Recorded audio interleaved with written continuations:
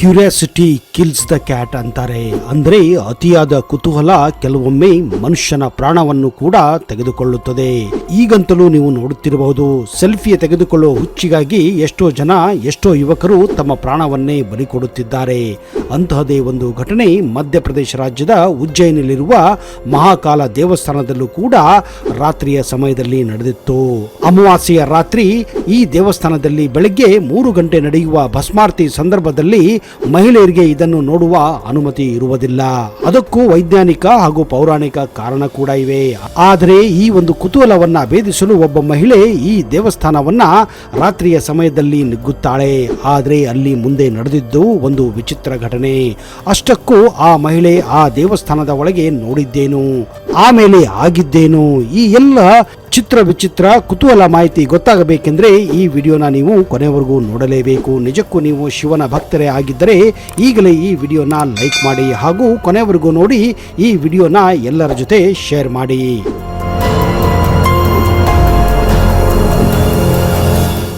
ನಮಸ್ಕಾರ ಸ್ನೇಹಿತರೆ, ನಿಮಗೆಲ್ಲ ಆತ್ಮೀಯ ಹಾಗೂ ಅದ್ದೂರಿ ಸ್ವಾಗತ. ಉಜ್ಜಯಿನಿ ಎಂದ ತಕ್ಷಣ ನಮಗೆ ನೆನಪಿಗೆ ಬರೋದೇ ಮಹಾಕಾಲ, ಇಲ್ಲಿ ನಡೆಯುವ ಭಸ್ಮಾರತಿ. ಇಲ್ಲಿ ಶತಮಾನಗಳಿಂದಲೂ ಹಲವು ಪವಾಡಗಳನ್ನು ನಡೆಸುತ್ತಾ ಬಂದಿರೋ ಈ ಮಹಾಕಾಳೇಶ್ವರ ಹಲವು ವಿಸ್ಮಯಗಳನ್ನ ತನ್ನ ಕ್ಷೇತ್ರದಲ್ಲಿಯೂ ಇಂದಿಗೂ ತೋರಿಸುತ್ತಾನೆ ಇದ್ದಾನೆ. ಉಜ್ಜಯಿನಿಯ ಈ ಮಹಾಕಾಲ ಸನ್ನಿಧಿಯಲ್ಲಿ ನಡೆಯುವ ಈ ಜಾಗರಣೆ ನೋಡಲು ಜಗತ್ತೇ ಕಾದಿರುತ್ತದೆ ಅನ್ನೋ ಮಟ್ಟಿಗೆ ಇಲ್ಲಿ ಪೂಜೆಗಳು ನಡೆಯುತ್ತವೆ. ನಡುರಾತ್ರಿ 3 ಗಂಟೆಗೆ ಶುರುವಾಗುವ ಈ ಶಿವನ ಪೂಜೆ ಸತತ 2.5 ಗಂಟೆಗಳ ಕಾಲ ನಡೆಯುತ್ತಾನೆ ಇರುತ್ತದೆ.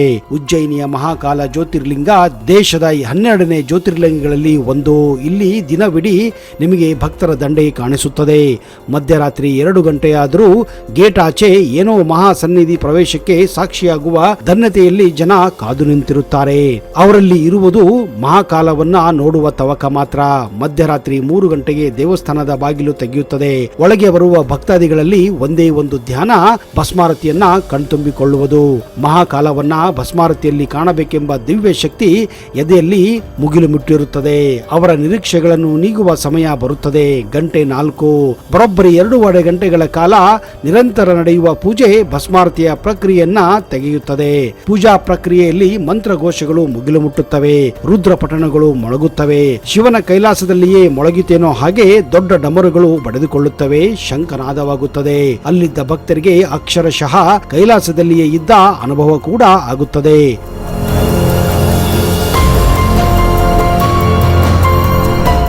ಕಣ್ಮುಚ್ಚಿ ಶಿವ ಎಂದು ಭಜಿಸುವರ ಮಧ್ಯೆ ಅರ್ಚಕರೊಬ್ಬರು ಕೈಯಲ್ಲಿ ಬಟ್ಟೆಯ ಗಂಟೊಂದು ಹಿಡಿದುಕೊಂಡು ಬರುತ್ತಾರೆ. ಮಂತ್ರಗಳ ಉದ್ಗಾರ ತಾರಕಕ್ಕೆ ಇರುತ್ತದೆ. ಮಂತ್ರಗಳ ತಾಳಕ್ಕೆ ತಕ್ಕಂತೆ ಭಸ್ಮ ಗಂಟೆಯನ್ನ ಲಿಂಗದ ಮೇಲೆ ಅಲಗಾಡಿಸುತ್ತಾರೆ. ಇಡೀ ಗರ್ಭಗುಡಿಯೇ ಭಸ್ಮಯವಾಗಿರುತ್ತದೆ. ಮಹಾಕಾಲನ ಸ್ತುತಿ ಮುಗಿಲು ಮುಟ್ಟುತ್ತದೆ. ದೇಶದ ಪ್ರತಿ ಜ್ಯೋತಿರ್ಲಿಂಗ ಇರುವ ಕ್ಷೇತ್ರಗಳು ಸದಾ ನಿಗೂಢ ಶಕ್ತಿಯನ್ನೇ ಹೊಂದಿವೆ. ಅದರಲ್ಲೂ ಕೂಡ ಉಜ್ಜಯಿನಿಯ ಮಹಾಕಾಲ ಸನ್ನಿಧಿ ಅಂದ್ರೆ ಮಹಾಶಕ್ತಿಶಾಲಿ ದೇವರು. ಇಲ್ಲಿ ಬಂದು ಮನಸ್ಸಿಟ್ಟು ಪೂಜಿಸಿದವರಿಗೆ ಎಂದಿಗೂ ಮಹಾಕಾಲ ಕೈಬಿಟ್ಟಿಲ್ಲ.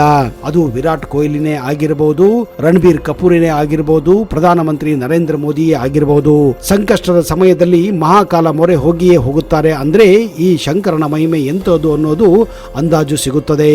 ಆದರೆ ರಾತ್ರಿಯ ಸಮಯದಲ್ಲಿ ಈ ದೇವಸ್ಥಾನದಲ್ಲಿ ಯಾರೂ ಕೂಡ ಉಳಿಯುವ ಹಾಗಿಲ್ಲ. ಇದೇ ಕಾರಣಕ್ಕಾಗಿ ಉಜ್ಜಯಿನಿಯಲ್ಲಿ ಯಾವುದೇ ರಾಜಕೀಯ ವ್ಯಕ್ತಿಗಳಾಗಲಿ, ಸೆಲೆಬ್ರಿಟಿಗಳಾಗಲಿ, ಸಿನಿಮಾ ನಟರೇ ಆಗಲಿ ರಾತ್ರಿಯ ಸಮಯದಲ್ಲಿ ಉಳಿದುಕೊಳ್ಳುವುದಿಲ್ಲ. ನಂಬಲು ಅಸಾಧ್ಯವಾದರೂ ಕೂಡ ಇದು ನಿಜ. ಮಹಾಕಾಲ ಸನ್ನಿಧಿಯಲ್ಲಿ ಇಂದಿಗೂ ಕೂಡ ಯಾವ ಸಿಎಂಎ ಆಗಲಿ, ಯಾವ ಪಿಎಂಎ ಆಗಲಿ, ಸಚಿವರೇ ಆಗಲಿ ರಾತ್ರಿ ವಸತಿ ಉಳಿದುಕೊಳ್ಳುವುದಿಲ್ಲ. ಇದು ರಾಜಕಾಲದಿಂದಲೂ ನಡೆದುಕೊಂಡ ಬಂದಿರುವ ಪರಂಪರೆ ಆಗಿದೆ.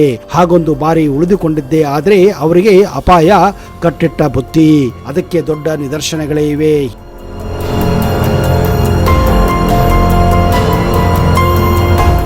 ಹಿಂದೆ ದೇಶದ ಮಾಜಿ ಪ್ರಧಾನಿ ಮೊರಾರ್ಜಿ ದೇಸಾಯಿ ಒಮ್ಮೆ ಮಹಾಕಾಲನ ದರ್ಶನ ಪಡೆದು ಉಜ್ಜಯಿನಿಯಲ್ಲಿಯೇ ಉಳಿದುಕೊಂಡಿದ್ದರು.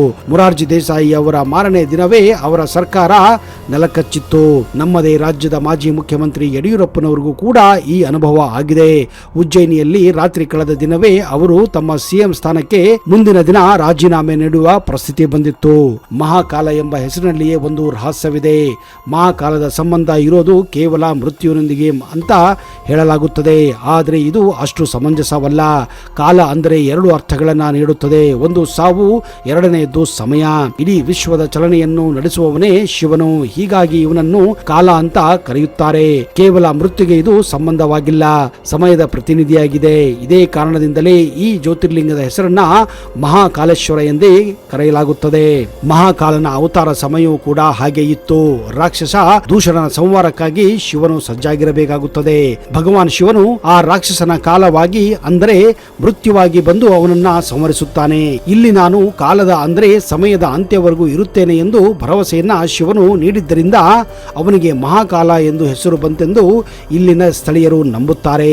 ಬೆಳಗ್ಗೆ 4 ಗಂಟೆಗೆ ಆರತಿಯನ್ನು ಆಚರಿಸಲಾಗುವ ಏಕೈಕ ಜ್ಯೋತಿರ್ಲಿಂಗ ಅದು ಮಹಾಕಾಳೇಶ್ವರ.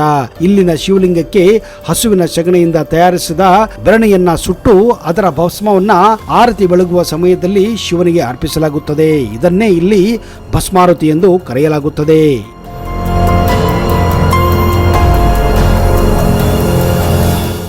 ಇಲ್ಲಿನ ಶಿವಲಿಂಗಕ್ಕೆ ಭಸ್ಮಾರತಿ ಮಾತ್ರವಲ್ಲದೆ ನೈವೇದ್ಯ ಆರತಿ, ಅಭ್ಯಂಗ ಶೃಂಗಾರ ಆರತಿ, ಸಂಜೆ ಆರತಿ, ರಾತ್ರಿ ಆರತಿಯನ್ನು ಕೂಡ ಮಾಡಲಾಗುತ್ತದೆ.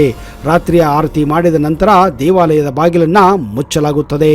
ಆದರೆ 2014 ನವೆಂಬರ್ 22ನೇ ತಾರೀಕು ಉಜ್ಜಯಿನಿಯಲ್ಲಿ ಒಂದು ಬೆಚ್ಚಿ ಬೀಳಿಸುವ ಘಟನೆ ನಡೆದು ಹೋಗಿತ್ತು. ಅದೇನೆಂದ್ರೆ ಪಶ್ಚಿಮ ಬಂಗಾಳದಿಂದ ಈ ದೇವಸ್ಥಾನದ ಬಗ್ಗೆ ಹಲವಾರು ಕುತೂಹಲಕರ ಮಾಹಿತಿ ಕೇಳಿದ್ದ 19 ವರ್ಷದ ಸ್ನೇಹ ಮುಖರ್ಜಿ ಅನ್ನುವ ಜರ್ನಲಿಸಂ ಕಲಿಯುವ ಹುಡುಗಿ ಈ ದೇವಸ್ಥಾನದ ಒಳಗೆ ನಡೆಯುವ ವಿಚಿತ್ರ ಚಟುವಟಿಕೆಗಳ ಬಗ್ಗೆ ರಹಸ್ಯವಾಗಿ ಒಂದು ವಿಡಿಯೋ ಮಾಡಲು ದೇವಸ್ಥಾನದ ಬಾಗಿಲು ಮುಚ್ಚಿದ ನಂತರ ಪ್ರವೇಶ ಮಾಡಿದ್ದಳು. ತನ್ನ ಮೊಬೈಲ್ ಫೋನ್ ಅನ್ನು ಬಳಸಿ ದೇವಸ್ಥಾನದ ಒಳಗೆ ಪ್ರವೇಶ ಮಾಡಿದ್ದಾಳೆ. ವಿಶೇಷ ಏನೆಂದರೆ ಗರ್ಭಗುಡಿಯ ಆಸುಪಾಸು ಯಾವುದೇ CCTV ಕ್ಯಾಮೆರಾಗಳು ಇಲ್ಲಿ ಇರುವುದಿಲ್ಲ. ಅವಳು ಗರ್ಭಗುಡಿ ಪ್ರವೇಶಿಸುತ್ತ ಹಾಗೆ ಅವಳಿಗೆ ಒಂದು ವಿಚಿತ್ರ ಅನುಭವ ಕಾದಿತ್ತು. ಅದೇನೆಂದರೆ ಅವಳು ಕಣ್ಣಾರೆ ಶಿವಲಿಂಗ ಹತ್ತಿರ ಹೋದಾಗ ಶಿವ ಹಾಗೂ ಪಾರ್ವತಿಯ ನೆರಳನ್ನು ನೋಡಿದ್ದಾಳೆ. ಯಾಕಂದ್ರೆ ಮಹಾಕಾಲೇಶ್ವರ ದೇವಸ್ಥಾನದಲ್ಲಿ ಶಿವಲಿಂಗವಿದೆ, ಶಿವನ ಮೂರ್ತಿ ಇಲ್ಲ. ಆದರೆ ಶಿವನ ಹಾಗೂ ಪಾರ್ವತಿಯ ಮೂರ್ತಿಗಳು ಎಲ್ಲಿಂದ ಬಂದವು ಎಂದು ಅವಳಿಗೆ ವಿಚಿತ್ರವಾಗಿತ್ತು.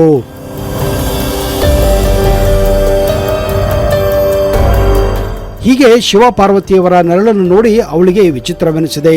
ನೋಡುತ್ತಲೇ ಅವಳಿಗೆ ತಲೆ ಸುತ್ತಲು ಪ್ರಾರಂಭಿಸಿದೆ. ಯಾಕಂದ್ರೆ ಅವಳಿಗೆ ದೇವರ ಬಗ್ಗೆ ಆಗಲಿ ದೈವದ ಬಗ್ಗೆ ಆಗಲಿ ನಂಬಿಕೆ ಇರಲಿಲ್ಲ. ಯಾವಾಗ ಈ ಒಂದು ಘಟನೆಯನ್ನು ಕಣ್ಣಾರೆ ನೋಡುತ್ತಾಳೋ ನೋಡಿ ಮೂರ್ಛೆ ಹೋಗಿ ಬಿದಿರುತ್ತಾಳೆ. ಹೌದು, ಈ ದೇವಸ್ಥಾನದ ಗರ್ಭಗುಡಿಯನ್ನು ಮುಚ್ಚಲು ಒಂದು ಕಾರಣವಿದೆ. ಅದೇನೆಂದ್ರೆ ಎಲ್ಲ ಆರತಿಗಳು ಮುಗಿದ ನಂತರ ಶಿವ ಮತ್ತು ಪಾರ್ವತಿಯರ ಮಿಲನದ ಸಮಯವಾಗಿರುತ್ತದೆ. ಇದೇ ಕಾರಣ ಇಲ್ಲಿ ಯಾರನ್ನು ಕೂಡ ಒಳಗೆ ಬಿಡುವುದಿಲ್ಲ. ಈ ಸಮಯದಲ್ಲಿ ಯಾವ ಆರತಿಯಾಗಲಿ ದೀಪವಾಗಲಿ ಇರುವುದಿಲ್ಲ. ಅದು ಶಿವ ಪಾರ್ವತಿಯರ ಮಿಲನದ ಸಮಯ. ಆದರೆ ಮಾರನೇ ದಿನ ಬೆಳಗ್ಗೆ ಎದ್ದು ಅರ್ಚಕರು ಆರತಿ ಮಾಡಲು ಸಲುವಾಗಿ ಗರ್ಭಗುಡಿ ಪ್ರವೇಶ ಮಾಡಿದಾಗ ಅವರಿಗೆ ಗರ್ಭಗುಡಿಯ ಬಾಗಿಲು ತೆಗೆದಿದ್ದು ನೋಡಿ ಗಾಬರಿಯಾಗುತ್ತಾರೆ. ಹಾಗೂ ಪಕ್ಕದಲ್ಲಿಯೇ ಈ ಹುಡುಗಿಯನ್ನ ನೋಡಿ ಇನ್ನಷ್ಟು ಬೆಚ್ಚಿ ಬೀಳುತ್ತಾರೆ. ಆಮೇಲೆ ಆ ಹುಡುಗಿಯನ್ನ ಆಸ್ಪತ್ರೆಗೆ ಕರೆದುಕೊಂಡು ಹೋದಾಗ ನಡೆದ ಘಟನೆಯನ್ನ ಇಂಚಿಂಚಾಗಿ ಆ ಹುಡುಗಿ ಹೇಳಿದ್ದಾಳೆ.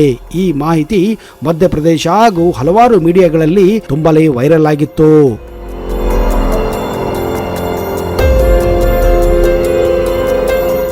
ನೋಡಿದಿರಾ ಸ್ನೇಹಿತರೆ, ದೇವರು ಇದ್ದಾನೆ ಅನ್ನುವುದಕ್ಕೆ ಇನ್ನೊಂದು ಸಾಕ್ಷಿ ಈ ಒಂದು ಘಟನೆಯೇ ಆಗಿದೆ. ಆ ಶಿವನು ಕಣದಲ್ಲಿ ಇದ್ದಾನೆ ಅನ್ನುವುದಕ್ಕೆ ಇದುವೇ ಒಂದು ಸಾಕ್ಷಿಯಾಗಿದೆ. ನೀವು ನಿಜಕ್ಕೂ ಶಿವನನ್ನ ನಂಬುತ್ತಿದ್ದರೆ ಕಮೆಂಟ್ ಬಾಕ್ಸ್ ಅಲ್ಲಿ ಹರ ಹರ್ ಮಹಾದೇವ್ ಎಂದು ಬರೆಯಿರಿ. ಉಜ್ಜಯಿನಿಯ ಈ ದೇವಸ್ಥಾನದ ಬಗ್ಗೆ ಇನ್ನಷ್ಟು ಕುತೂಹಲ ಮಾಹಿತಿಯನ್ನ ಬರುವ ಸಂಚಿಕೆಯಲ್ಲಿ ಕೊಡುತ್ತೇನೆ. ಅಲ್ಲಿಯವರೆಗೆ ಜೈ ಹಿಂದ್, ಜೈ ಕರ್ನಾಟಕ. ನಿಮಗೆಲ್ಲ ಶುಭವಾಗಲಿ.